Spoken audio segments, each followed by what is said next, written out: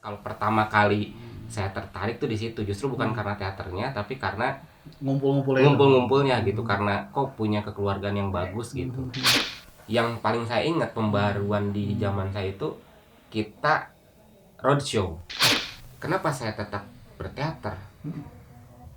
Saya berpikir bahwa cuma mungkin salah satu jalan agar saya tetap sehat adalah dengan cara saya berteater gitu.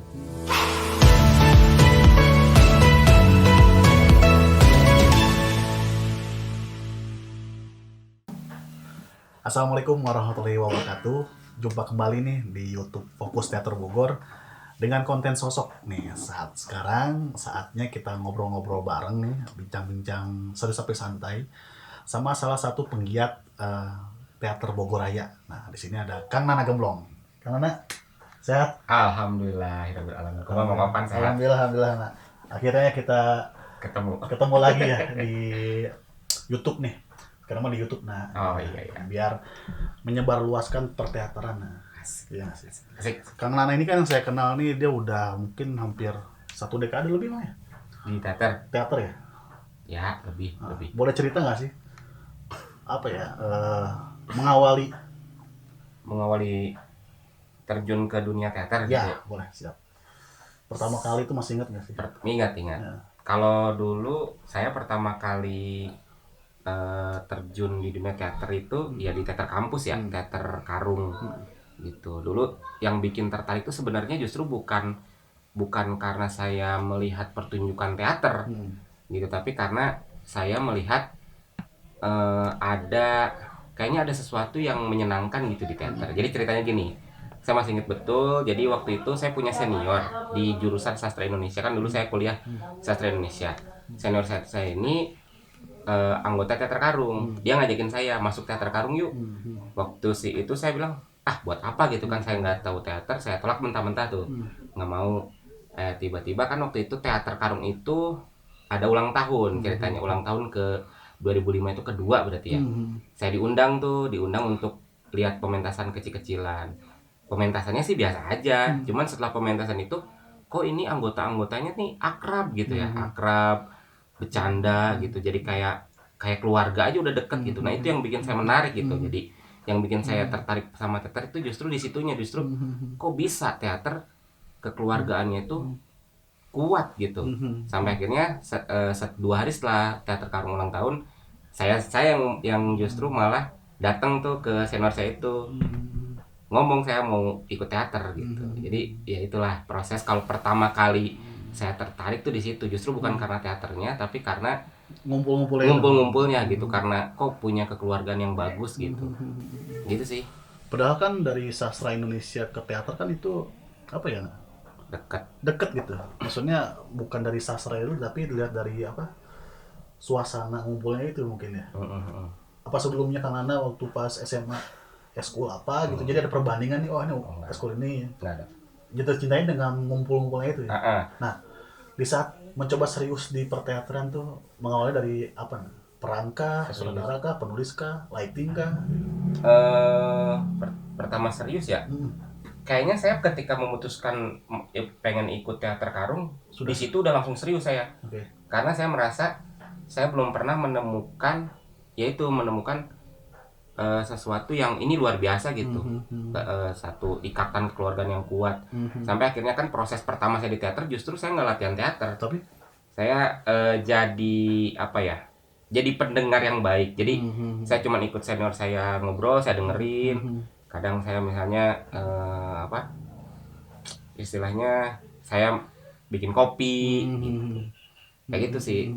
Awal mulanya justru saya jadi pendengar yang baik, dan ternyata jadi pendengar yang baik itu juga menyenangkan gitu. metode tersendiri nah, bukan nggak? Bukan sih, jadi saya cuman mungkin kayak saya datang, saya cuman dengerin orang ngobrol gitu. Iya.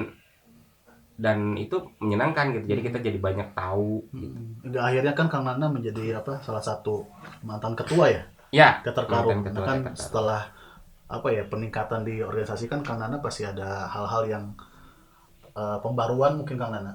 Apa yang Kang Nana lakukan saat ngejabat teater Karung, berapa lama gitu? 3 tahun. 3 tahun itu membuat apa gitu? Masih ingat kan? Mudah-mudahan sih ya, mudah-mudahan.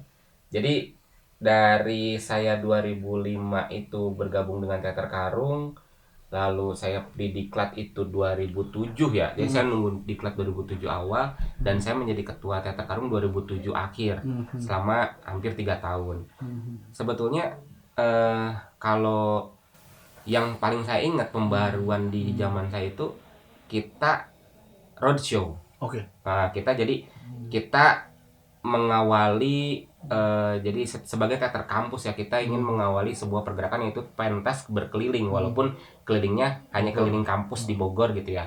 Dan itu satu pencapaian yang pada masa itu memang itu luar biasa gitu pada tahun 2009 itu.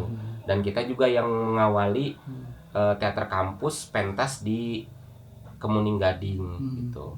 Itu sih yang kalau yang paling saya ingat. Kenapa saya paling ingat karena emang kalau saya ingat gitu ya, prosesnya itu yang luar biasa. Naskah apa tuh, Nak? Berdarah Debur Anton Chekhov. Cukup. Sebagai Pimpro. Saya sebagai Pimpro. Gitu. 2009 ya? 2009. Boleh ceritain nggak sih, Nak, 2009 tuh Teater Bogor sedang ngapain sih, Nak?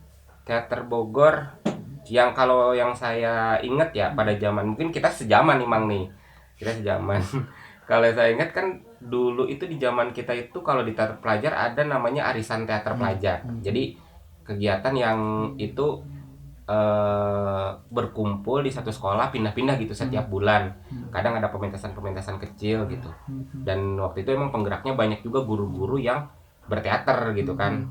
Itu kalau di kampusnya 2009 itu banyak acara-acara yang ikonik di kampusnya masing-masing. Misalnya di Teater Karung ada Tauran Topeng, di Teater Lentera ada Milangkala, di Saseka ada Saseka Art Performance, di Jendela ada, Pawon ada gitu.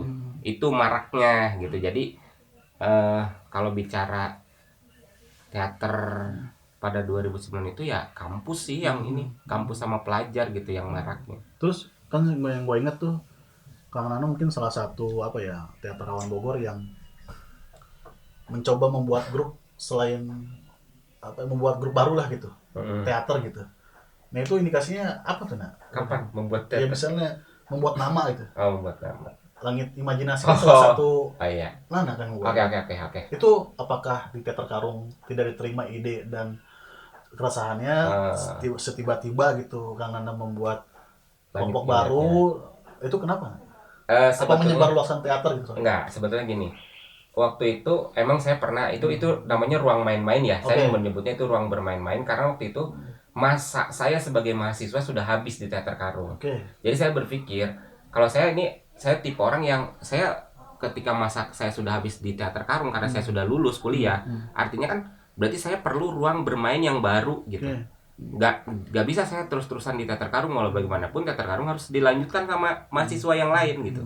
Akhirnya ya kita bikin ruang bermain lah gitu, namanya Langit Imajinasi gitu, cuman 2-3 orang. Yang penting saya punya ruang untuk kreativitas saya gitu. Jadi saya nggak balik lagi ke Teater Karung yang menurut saya gitu ya ini harus dilanjutkan sama mahasiswa yang lain gitu, karena regenerasi juga penting gitu. Kalau terus-terusan saya di Teater Karung kan nggak bagus juga gitu. Tapi akhirnya kan ada juga, saya nemu juga ruang yang ini bisa saya masukin, yaitu study teater di Pokersen gitu kan. Makanya di tahun-tahun 2014 saya nyantri di STD gitu, di studi teater di Pokersen gitu sih. Ya. Oke, dari beberapa cerita Kang Nana kan kita bisa tebelin gitu.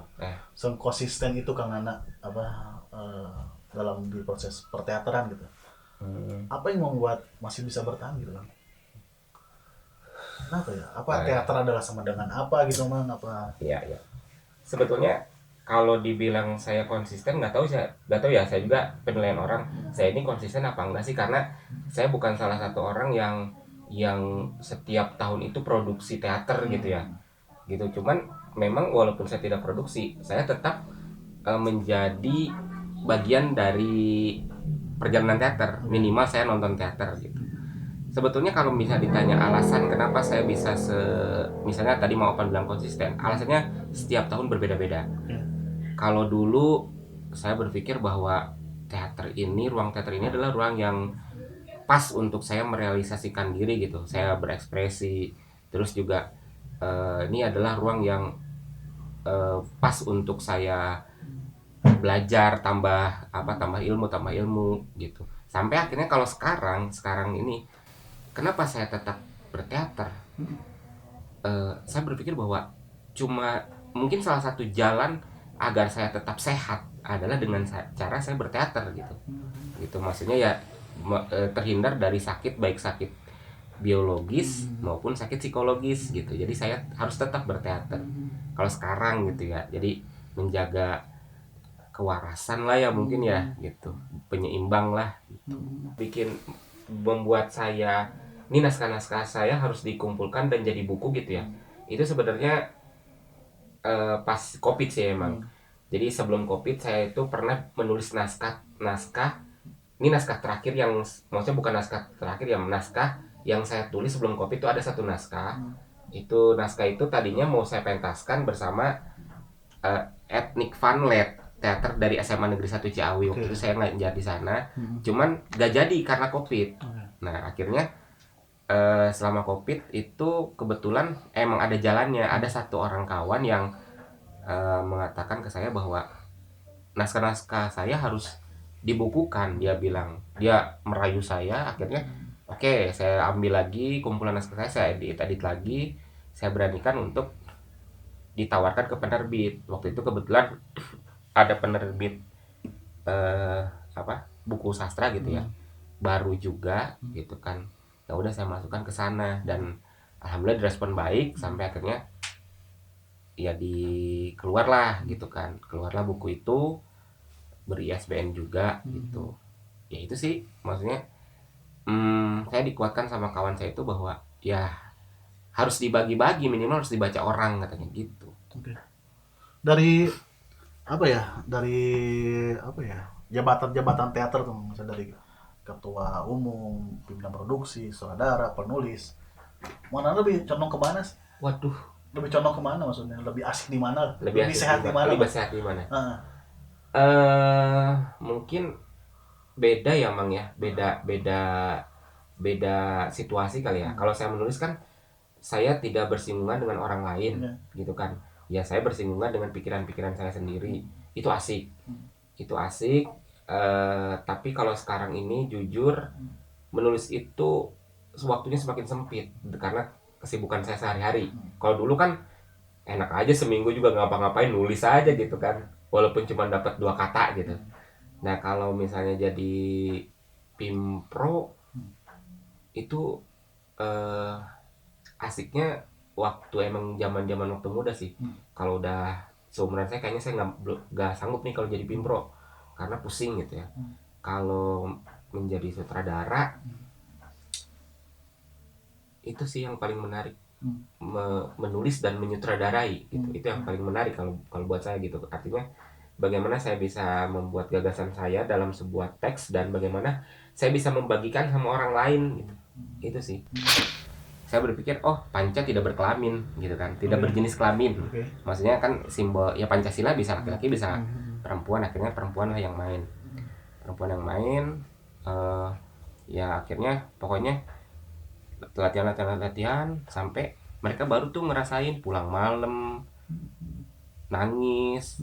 Apalagi si pemeran Panca ini H-3 itu badannya tuh ditempelin 9 koyo Mang.